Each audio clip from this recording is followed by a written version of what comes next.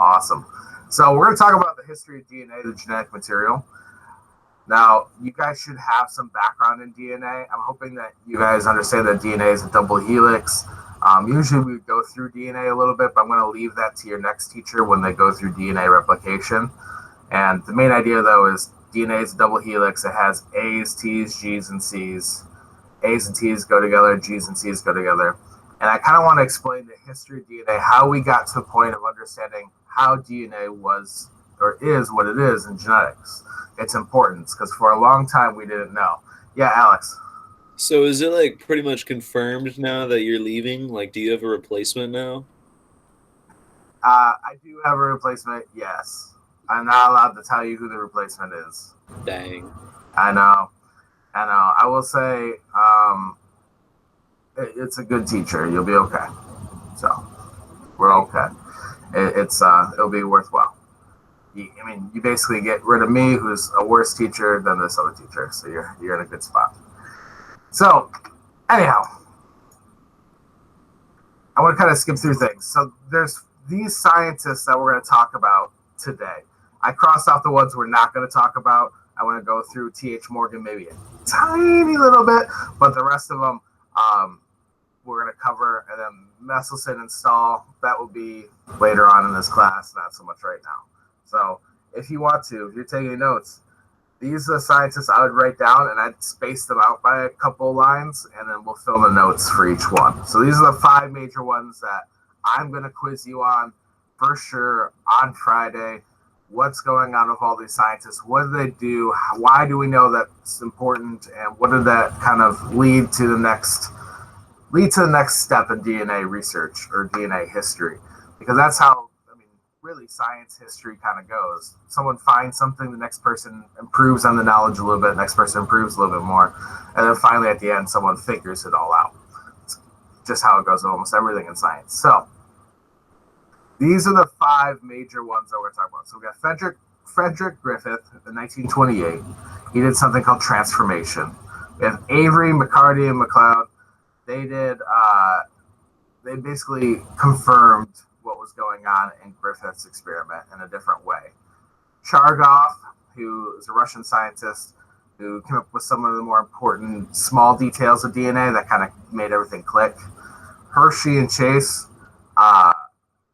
they basically confirmed that DNA was passing on genetic material, and Watson and Crick, which with also Wilkinson and Rosalind Franklin confirmed the shape of DNA. And they're the ones that came up with the model of DNA. They actually discovered DNA. We actually knew DNA was around for a very long time. They just confirmed the shape of DNA and the fact that DNA looked this way, and that's how it would pass on its traits. So I said I wouldn't talk about Morgan. I just want to give you guys a brief breakdown. You don't have to write any notes about him. But what was interesting about Morgan is he was the first guy that said that the genes, no matter what their DNA, proteins, whatever they thought, that they were on the chromosomes. And why he figured this out, or how he figured this out, is he used fruit flies, and you could actually take fruit fly mitosis cells, and you could see the chromosomes moving very easily through mitosis as they're still alive. And you could even see that in some of their sex cells with meiosis. And so he saw that these chromosomes were splitting and replicating and moving and all this stuff. And in his head, he's like, okay, so these chromosomes are what's transferring genetic material. Obviously, he didn't know exactly what was in the chromosomes, but it was a start. So T.H. Morgan kind of pushed us forward to knowing, okay, we know this is how the genetic material is processed and moved. What's the chromosomes made out of? He kind of set the question, if that makes sense. So Frederick Griffith, in 1928, he figured this out. I will say all of this stuff right here is great. It's great, awesome things. I would say the bottom one's probably the most important, and then I'm going to flip to the next picture. I think the picture does the best way of explaining his experiment. And it's a famous picture in bio. There's 2 famous pictures in this lesson today. It's this one and photo 51. But anyway, so what Griffith did is he was working with Streptococcus pneumonia bacteria. Truly, he was trying to figure out a cure for pneumonia. Streptococcus is actually in all of your guys' lungs right now. It's just your body keeps it under control. And then if you get sick with something else in your lungs, this bacteria can creep up on you. About 10 to 15% of people that are really, really, really struggling with COVID right now they're not actually struggling with their immune system. They're not struggling with the virus. They're struggling with streptococcus and pneumonia because it basically your body's so prefixated on COVID that the other bad guy can take over in your lungs. Anyway, so he's working with this, trying to come up with a cure, and he was heat killing the bacteria and doing different things and accidentally mixed them in and found some weird results. And what he was finding was that bacteria could pick up DNA from dead bacteria. Or not DNA. He could pick up, traits. They didn't know it was DNA at this point. Now we know. But he could pick up traits from a dead bacteria. And what the experiment looked like was this. And so we had an A bacteria. If we give it to a mouse, he dies. So the A bacteria goes into the mouse. He lives for about 24 hours and dies. I give a different kind of bacteria in the same family. We give it to the mouse. The mouse deals with it. It's not a big deal. And he lives. All right. C, we heat treat the bacteria from A. You can see it's the outline blue. We heat treat it, meaning we get it way too hot so the proteins denature, they break down. The virus basically, without calling it dead, it's dead because the virus can't really be dead if it's not living. But we heat treat the virus and we give the bacteria to the virus, or to the virus. Heat treat the bacteria, give it to the mouse, and the mouse is fine because the bacteria is dead. Okay? It's just dead. And then here on D, we give the heat treated guy still to the mouse, give the regular B bacteria to the mouse as well. And what happens is this bacteria picks up the traits from this guy and he kills the mouse.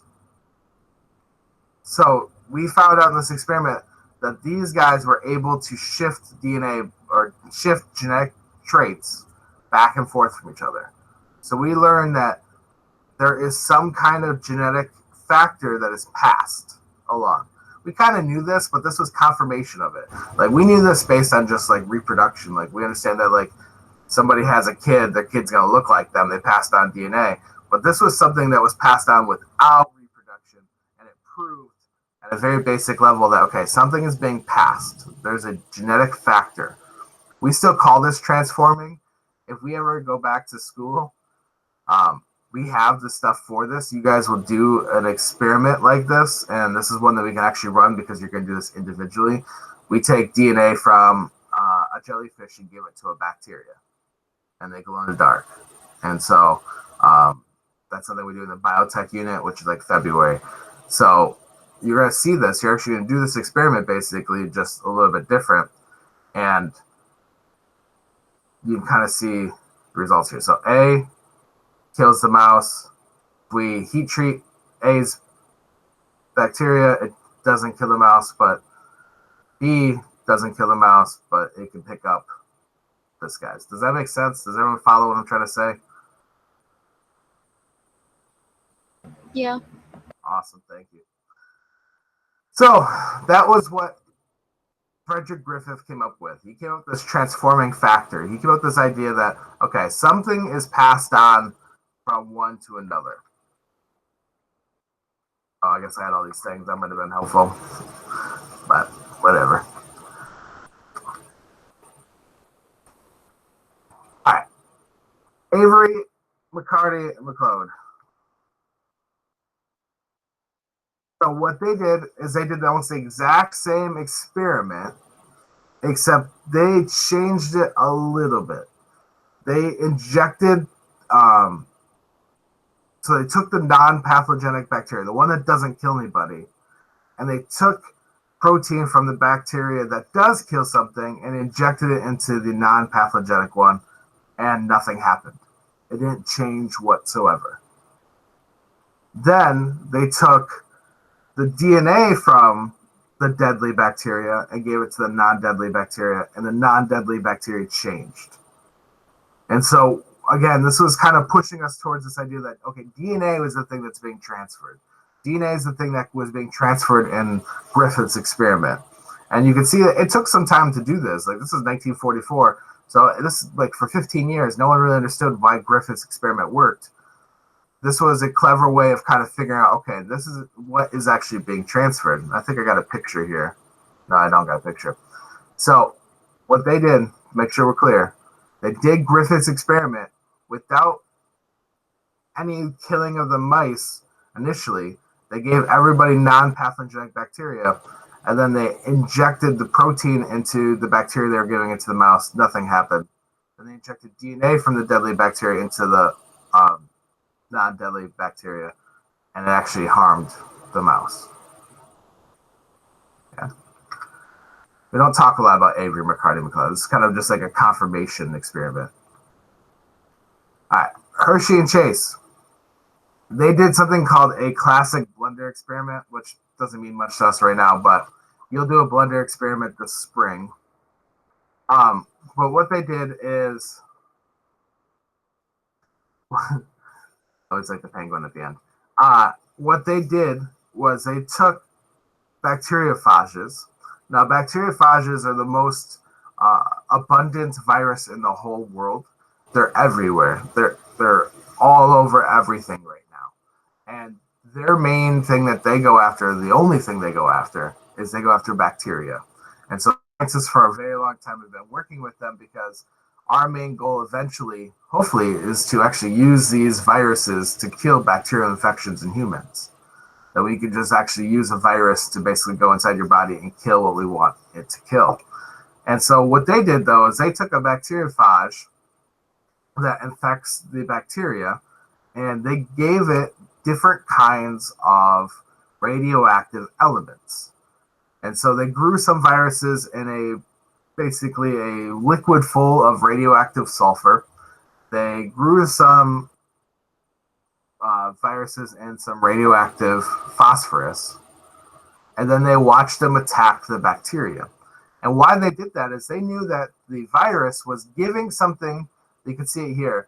The virus was giving something to the bacteria to tell it to make more viruses. We didn't know what that was still. We didn't know if it was DNA or if it was protein. Most people thought it was protein. Protein kind of makes sense because it's very easy to make thousands and thousands of different kinds of proteins. I mean, there's 20 amino acids. You can come up with different words, tons of different things with it. DNA only has 4 letters, A, T, G, and C. So it didn't seem like DNA would be the right solution. It seemed like genetic material would be passed down by protein. And so why they chose sulfur and phosphorus, like the penguin's about to ask, is sulfur is only found in proteins. It's not found in DNA. And phosphorus is only found in DNA and not proteins. And so by giving them these radioactive elements and then letting them infect the bacteria, what we could do later is we could take the bacteria they infected, run it through a scan on a machine, and well, first we have to blend it up, I guess, into bits, run it through, and whatever one had, whatever radioactive element was the thing that the virus gave to it. And so for this experiment, like it says here, we gave a protein, sulfur, radioactive sulfur. The viruses come in, leave their DNA or leave whatever genetic factor, and we found out, okay, radioactive sulfur was not what was passed on to the bacteria. The DNA, we gave it radioactive phosphorus. Viruses attack the bacteria. We then look at the bacteria and we find, yeah, it does have radioactive phosphorus in it. So this lets us know that, okay, it's a confirmation, further confirmation that it's got to be DNA is passing on the traits. So with Griffith kind of figuring out, all right, well, something can be passed along here. Avery McLeod and Oswald kind of figuring out, it looks a lot like it's going to be DNA based on how they did their experiment. Hershey and Chase figured out, wow, it's for sure DNA now. The main thing we have to figure out now is, what the heck does DNA look like? which is weird for us because, I mean, as science students like you guys are, scientists, we've seen so many DNA models in our life that we forget that it's kind of a recent discovery. And so they had no idea what DNA looked like. They just knew it existed. It was just like sticky substance that they could get out of cells, or out of a banana. If you were in 10th grade with me, we got out of a banana and you could touch DNA. It basically is just a goopy substance that doesn't seem that important. So this is not a picture of what they kind of did. Wonder, you'll see it in the video if you want to. I'm not going to ask questions about it, so I'm not too worried about it. I'm going to skip all this. Don't need to talk about that right now. All right. Chargaff, one random scientist that was actually not a DNA or not a biologist. He was just a chemist. And Chargaff was doing experiments on DNA and other chemicals, just trying to figure out what made them that chemical. And we forget that for the most part of chemistry in the beginning was just trying to figure out what made things special. Like, why is that sugar the way it is? Why is this the way it is? And Chargaff was doing those experiments, and he did one on DNA. And he broke down DNA into its components. And now we call them Chargaff's rules. And they became like a confirmation of what Watson and Crick come up with in a second here. And what he found out is DNA is actually different from species to species. Our DNA has different components than, say, a dog's DNA. And what we're looking at is the 4 bases that DNA is made out of. So DNA has A, T, G's, and C's. And every single species has a different ratio of them. For example, in humans, our ratio is A at 30.9%, T at 29.4%, G at 19.9%, and C at 19.8%. And so what you're going to see is in 10th grade when we talked about Chargaff, if you remember Chargaff at all, we talked about how A equals T and G equals C, which is completely true. But you'll see that there's a little bit difference between them. Like there is a little bit of difference. And that's due to some factors in DNA. Your DNA has a bunch of A's and T's at the end called telomeres of the DNA. And it's just a long succession of them over and over and over and over again at a ridiculous amount. So we always end up with more A's in human DNA than anything else. But you can kind of see a ratio. Okay, A's and T's almost always roughly equal each other, G's and C's. So this was going to be used by Watson and Crick to figure out, okay, G's and C's go together, A's and T's go together in DNA. So Watson and Crick is an interesting story. There is a video on it in the notes for today, or not notes, the actual assignment for today. It might not be, it's not a bad watch, to be honest with you. I don't mind the watch at all. It's about 16 to 17 minutes long, and it's Watson going through and talking in an interview about how they figured out the shape of DNA. And there's a lot to this, and some just highlights of it that don't really get talked about a lot is Pauling was probably the most famous scientist at that time, besides Einstein and a couple other physicists. Physicists were usually more popular because they're connected to the atomic bomb and a couple other things. But Pauling was super famous. If you want an equivalent of today, we don't have a lot of scientists that are famous today, which is unfortunate, but Pauling would be like the Bill Nye of his time. Okay, he would go on TV shows, he'd go on radio shows, which is not TV. TV was barely around at this point. He'd do demonstrations on physics and chemistry. He was super famous, and he was trying to come up with the solution of DNA. And people were donating millions of dollars for him to figure it out because they wanted him to be the guy. Wilkins and Rosalind Franklin, they were just chemists in Great Britain. Wilkins was, the more you read into it, the more you find out he was not a good human being, to be honest.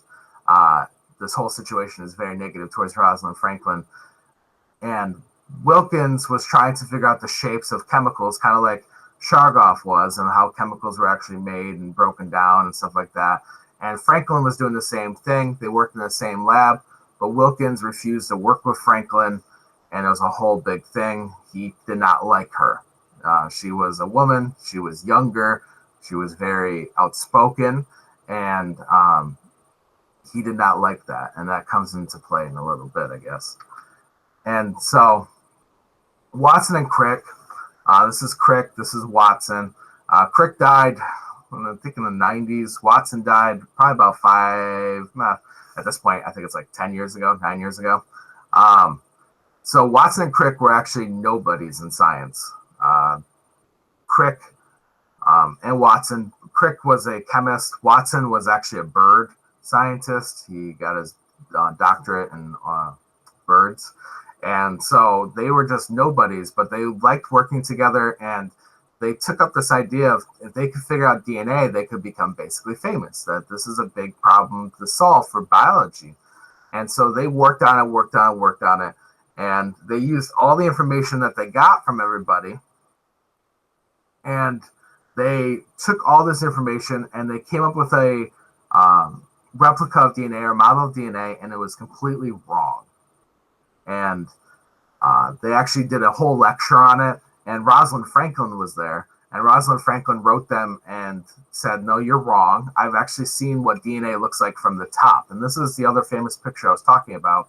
This is photo 51 of Rosalind Franklin's, and this is a X-ray crystallography of the top of DNA. So this is looking down the top, and you can kind of see there's a circle here, and then there's this X here. And Rosalind Franklin said, no, your model is not right. Their model had the A's, T's, and G's and C's sticking outwards, and they had 3 guys going in a triple helix in the middle. It was just off. And so Rosalind Franklin said, no, you're not right. I have this math here. Let me give you the math or whatnot. And they went to go meet with Rosalind Franklin and Wilkins. Rosalind Franklin wasn't there. They went into Rosalind Franklin's office, and depending on what your account is, Watson will say that Rosalind Franklin gave him the information. Rosalind Franklin said, no, they stole it. I wasn't there. And most things point to, yeah, she wasn't there. They stole all of her research and never gave her credit for it. And as you can see, she died a little bit after this. This was all in 1952, 1953. She ended up dying of cancer. And so when they gave the Nobel Prize, she wasn't awarded for it for 2 reasons. One, they didn't give her credit. It's one of the reasons why. And 2, you can't give a Nobel Prize to someone that's dead. That's one of the rules of the Nobel Prize.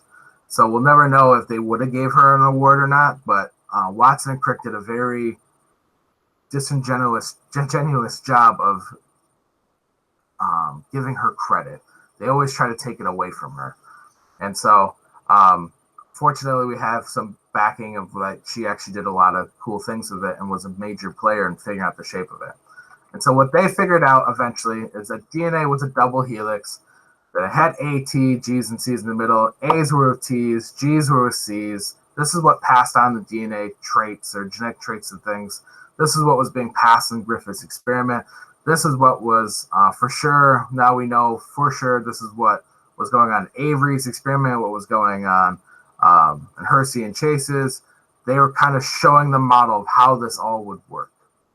And so that's kind of what my lecture is here. That's what I want to talk about. Make sure you guys had a background from just me, not just the reading and not just the videos.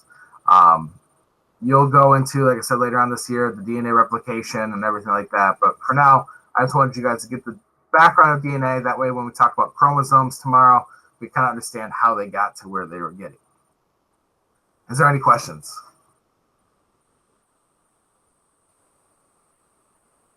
Awesome. Well, so what I make sure you guys do, let me pull up this thing here. If I go here, so we have this guy right here. That's what we're doing right now. You guys have this DNA scientist. As you can see, the DNA scientist, I gave some videos. So if there's any scientist that you're like, I have no idea what he's talking about, or you just blanked, then you can kind of go through those different videos and answer the questions. I'm not really going to take this assignment at all. I know especially with these when it's not due, you're kind of always worried there might be the Friday spot check. But I just kind of wanted you guys to have these frame references. Like, try to answer these questions in your head if you see them, obviously. But these are kind of going over. If you're interested in Watson and Crick and their video, like I said, it's right here. This video is talking about Rosalind Franklin and what she actually did in the whole process. But that's part of today. So if you kind of feel like you're iffy about anything, that's part of it. And then the mini quiz. What the mini quiz ends up being is, if I actually go to Canvas, is it's not a quiz. Like I said, you can open it and close it a bunch of times you want. I just want you to do a quick rate. So there's the 5 scientists that we kind of looked at. Actually, there's only 4 of the 5, and I'll have Avery and Oswald here.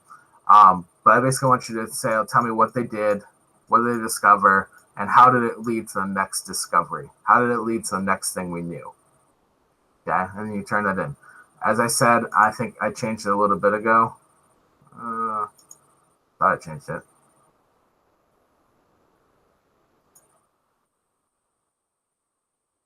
Oh, it's right here now. Oh, why I got there. The mini quiz is due tomorrow, so you have some time. And then later this week, like I said, we're going to be doing a lab. It's a little tricky, but I think we'll be okay. If you guys have no other questions, that's it for me today. If you have any questions on anything, you can stay and ask me questions, talk. I appreciate you guys coming in. I took a screenshot so I can get you guys all credit for being here. I appreciate that. And but that's my show, I guess. Yeah, Alex.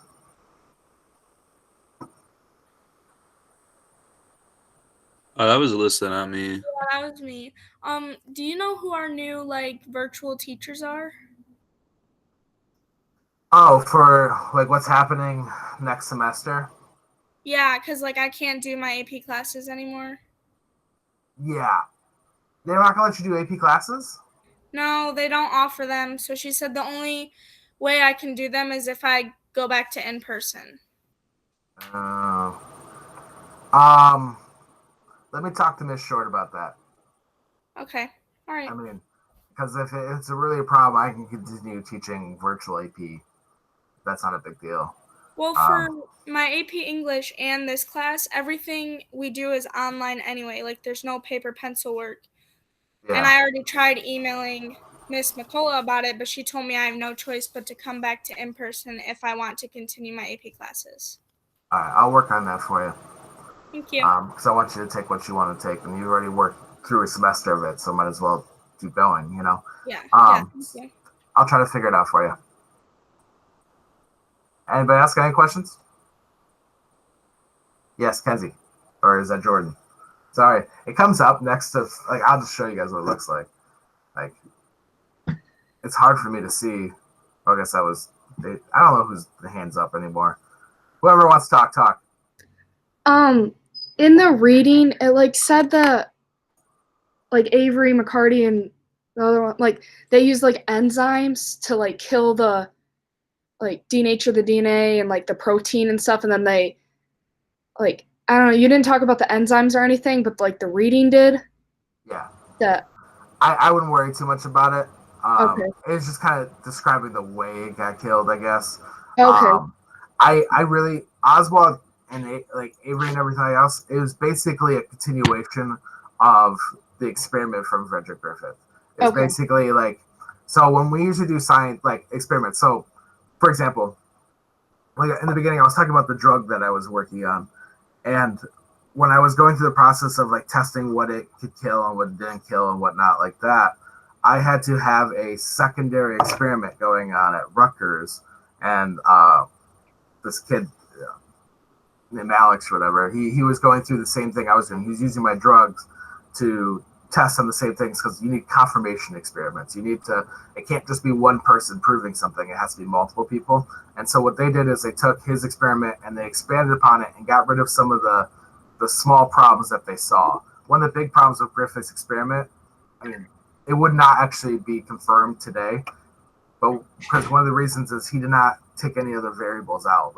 He could not prove that the bacteria didn't pick up some other thing from something else and made the mouse die, or maybe that mouse was different from the first mouse. they couldn't prove that. What Avery's experiment did was they eliminated all variables and it showed what was happening. Does that make sense? Yeah. Yeah. It'd be like you trying to prove that AP Bio gives you a high SAT score compared to whatever, and you go through it and you kind of show with your data, but then what ends up happening is people are like, well, you also took English, so why is it not English and stuff like that? And so the next person would come along and only let a student take AP Bio and kind of prove that it was just AP Bio that was important. So it's kind of just limiting down all the factors was the idea there, I guess. All right. All right. Anything else from anyone else? So how much longer do we have you for? Until the end of the semester. I see.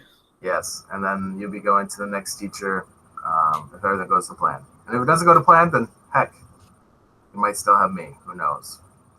Solid.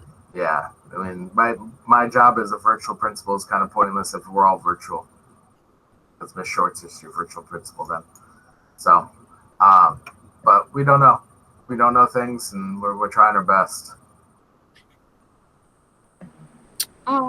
Is our new teacher, are they gonna be like in the district, or can you like not tell us that? They're in the district. They are someone that teaches at your current high school. That's it. Yeah. So Yeah. we're just shifting the schedule around a lot. So like some teachers will be teaching some electives, like I don't know, Ariel's in here, like and Shayna, like they're not teaching paleontology or marine biology next semester. They're just scrapping that class, and that way they can like shift people's schedules. They're scrapping other classes like geography and like random electives. Why is everything changing? Because it's too hard for your teachers to teach virtually and in person at the same time and do a good job at both. We had last quarter we had 78 kids do virtual only, and 86% of them failed at least 2 classes. And so we can't have that. We have to find a better solution. So that's why we're changing things up, because right now we're actually on pace for a graduation rate, and even your guys' graduation rate being below 60% this year. I think some seniors aren't realizing, like, for you guys, I hope you guys realize, like, you fail AP English, you can't graduate. You need a 4th year of English credit. So So this- for our new for what? for our new Michigan like teachers that we have, are we still going through like Kalkaska High School? Yeah, so technically you're still Kalkaska kid. Like, you're gonna talk to me every day, Alyssa, going through this. Basically, I'm your principal. If you have questions, you talk to me. You talk to your teachers. They're just regular people. They all, most of them actually teaching around Michigan. And we just work through it together. I do this for summer school every single summer.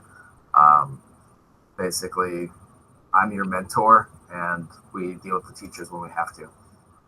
So I help you with the work. Why did we switch if like you guys aren't, or like these new teachers aren't offering the same classes? Because right now I can't take 3 of my classes if I stay virtual. Yeah, I know. I think they thought that they were going to be able to switch everybody directly into the classes, and then they didn't do enough research into finding out that they didn't have some of these AP classes or some of these other odds and ends classes. Like, I know that's not the class you're thinking about, but like technically, like the military video class, they don't have a replica for it. Whatever the one Oceander teaches, like they don't have a Michigan virtual class for that. So it's not perfect. The idea is try to take some things off your teachers' plate so they're better teachers in person and virtually. These people only teach virtually, and so they're good at their jobs. This is what they do every single day. They show up and they do their thing. So that's why. Do you know if 21st Century Skills is still going to be a class? after like you leave, or I honestly do not know. I'm assuming it will be taught in some way. One of the concerns I know right away is that they were, I think even Van Alstine said, Van Alstine's trying to take my CAD class, which is during the same hour. And Yeah. so I am assuming, I don't know which class is going away or which class is blending it. I have no idea. That's not my thing. I just know that that was what I was told was happening with it. And so, okay, thanks. yep. Any other questions about DNA or life? Or cool thing, if you guys want to look into it, they're looking for people that are 18 and younger for the Moderna follow-up vaccine trial, and they're looking in Grand Rapids, Western Michigan area. I don't know if they'll go as far north as Traverse City area here, but if you're interested in signing up and being a vaccination guinea pig, at this point we know it works. Like, you're not so much a guinea pig, but if you want to be one of the first people to get it, they're trying to prove that it works in people under 18. I don't know if they're going to go as young as or just to 17 years old if you're 17. I think they're trying to get more like 10-year-olds and stuff, but it's worth a shot, to get vaccinated right away. And if you're interested in that, you can let me know and I'll give you the link. I can try to find it.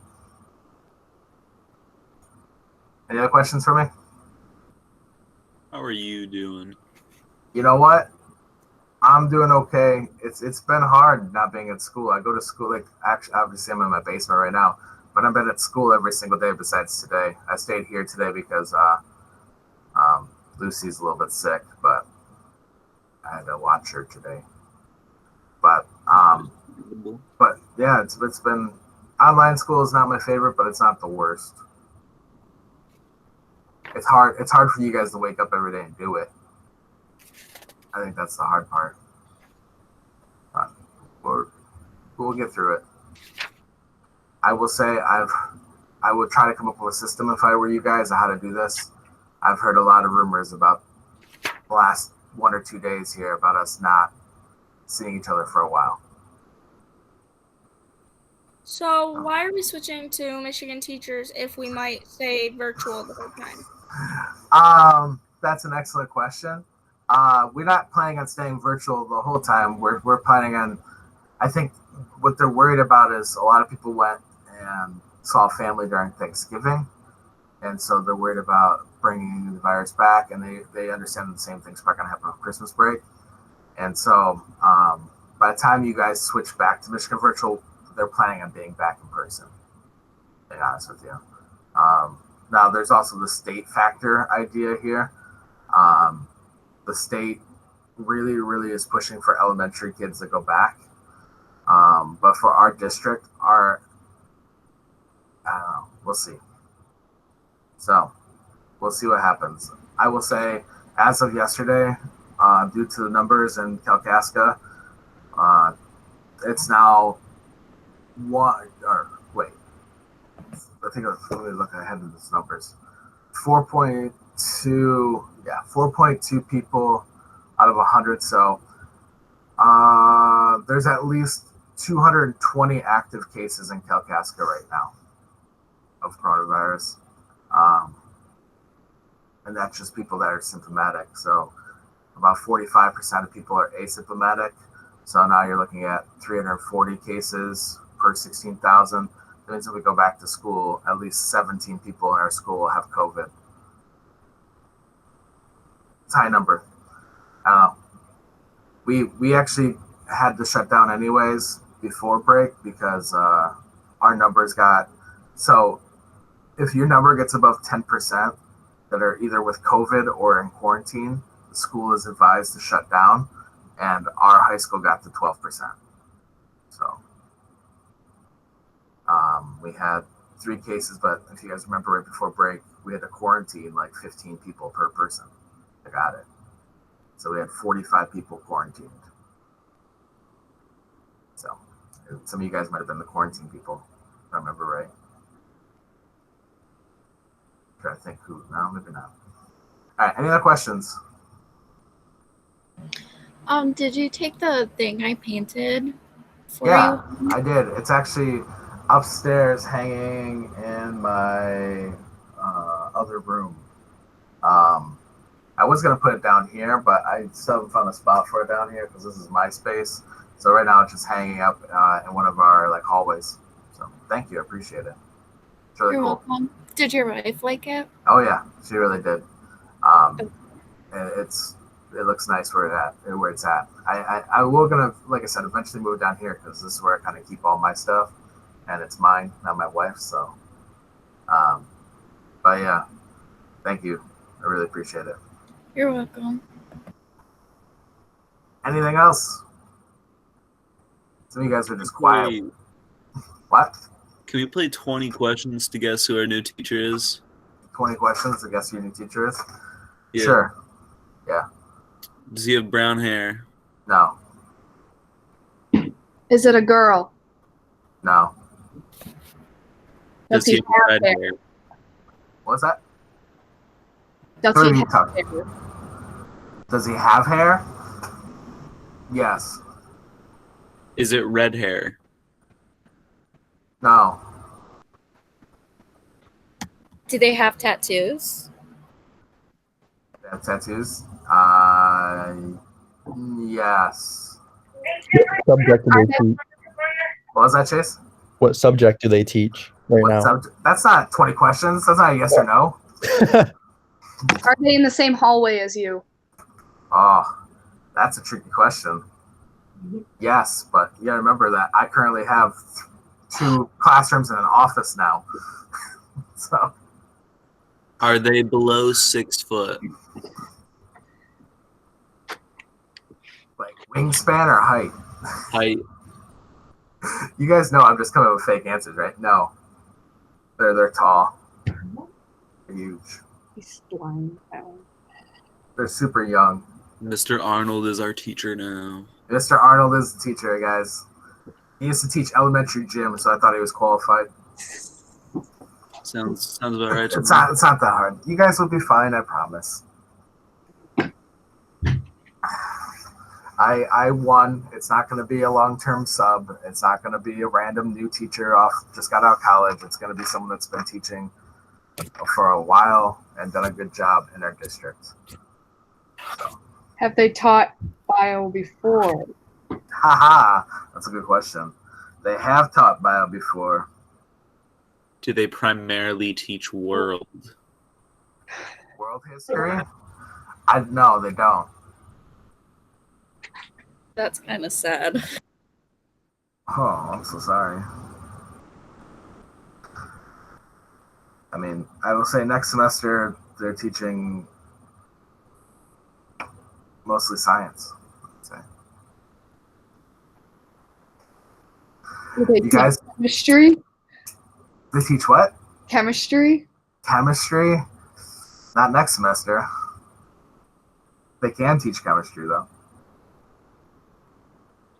But, Right. oh my goodness. You guys will be fine. I can't tell you. That's about as much as I'm going to tell you. It's totally the dude next door to you, like on your right. I can never think of his name. I will tell you right now, it's totally not. Mr. Wright was an option to take my classes, but he's never taught an AP class before or at a college level, so I said no. Respectable. Yeah. You guys will be fine. I promise. It's going to be Mr. England, and he'll be okay. Hey! That'd be a fun time. You guys be okay. Any other questions besides me and the random people taking my spot? If it happens. All right. Well, you guys are free to go. Make sure you guys go to all your meets this week, especially your advisory ones. I'll be sitting here trying to figure out how to do your Friday advisory and make it a fun game. So, I'll do that. Is advisory like an actual credit? Yeah. Yeah, it's been a credit this whole time. It's been a quarter credit every single year. And so you get a quarter credit, you go 4 years, and equals 1 credit altogether. I will say it has been a problem for some people at the end, but most of the time they find a solution, because there's not like a summer school advisory class, you know. But people do fail advisory. That's happened. Sad, but happens. Especially this year. I don't know how you guys would fail advisory. There's not like community service involved or anything like that. So, well, Travis left. Any other friends want to talk? All right, guys. Yeah. Okay, so this is gonna be another weird question, but you know how you told me that birth control raises the estrogen, so it's easier to have girl babies. Do you know like a way you could like, I don't know, make it more likely to have boys? There's never been a scientific way of making it a guy, because that comes down to what the sperm gave in the beginning. If it gave an X or a Y, so after that, there's really no way of it determining one or the other. There has been some science in like timing of when someone got pregnant, and if it's a girl or a guy. But why it kind of leads to more of a girl with birth control is like after the fact, the estrogen levels are just so high that it overcomes the Y chromosome. The Y chromosome never gets activated. Right. So, yeah, that's why for that. So there's not really a way to make it a guy. Well, yeah, but like, just raise the possibility, I guess. Not that I know of. No, not after conception. There's not a way. All right. Yeah. Alyssa, Alex, Spencer, you got any questions? Travis? I'm good. All right. I think Travis wants to talk to me. Yeah, Travis, say something. Travis. Hello. Hi. Travis, you doing your CAD work? No, not really. I've been hunting. Oh, wow. You could take your Chromebook out and go do some Tinkercad out in the woods. I would, but I don't have service. I'm Oh, like way out in Onaway in the middle of nowhere. oh, Not right now, obviously. Onaway is a good time. Seems a little fishy, Travis. Oh, I'm sorry. Actually, I'm hunting deer. I'm not fishing, so there's that. But Drat, you got me there. All right. Does anyone else need to talk to me, or can I get off and go to my next meet? Yeah, I suppose we can let you go. I appreciate it. Have a good day. Yeah. You guys have a good day. Enjoy yourself. Yep. Sounds good. Yeah. Travis, howdy. I got an email from Mr. Gugamus. Yeah, like recently or 21 minutes ago. okay, yeah. Because he was saying I talked to him about switching out again because I think I have like a 32 in here. It's not good, and I just don't know. I can't catch up. I just don't understand half the stuff. Because I'm trying to just like catch up the whole time, and he keeps saying it needs to be deemed academically necessary, and I don't like he's not saying what that means, but I have a 32% in here, so I feel like that's academically necessary. Well, as of right now, I'd stop trying to catch up, and I would just start right from fresh, like today's work or whatever, because it's a completely different subject, so you don't need to know anything from the past couple weeks. Okay. And then we'll just try, and I'll see what I'll talk to Mr. Gugamus and see what's going to happen. Okay. Okay? All right. That sounds good. I'll talk to you later. Do your CAD work too. Yeah, okay. See All ya. right, see ya.